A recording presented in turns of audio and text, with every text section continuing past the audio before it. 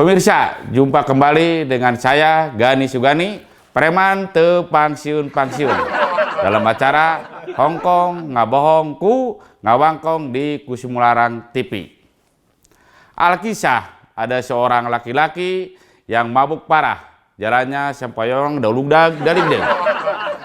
Karena kepalanya sudah pusing tak karuan. Akhirnya dengan tidak sadar ia masuk ke dalam masjid. Amruk tertidur di dalam masjid, tidur nyenyak sekali. Ketika menjelang azan subuh, ketua DKM datang ke masjid dan melihat ada laki-laki tidur nyenyak tergeletak di dalam masjid.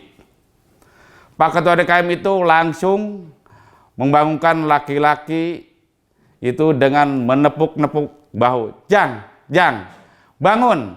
Terus-menerus Pak DKM berteriak dengan suara keras. Tiba-tiba laki-laki pemabuk itu bangun dan tertunduk dengan mata yang melongo dan menatap mata ketua DKM. Lelaki pemabuk itu bertanya, "Mau tanya Pak, apa benar ini bus jurusan Cicahem?" Hahaha, dasar nu mabok.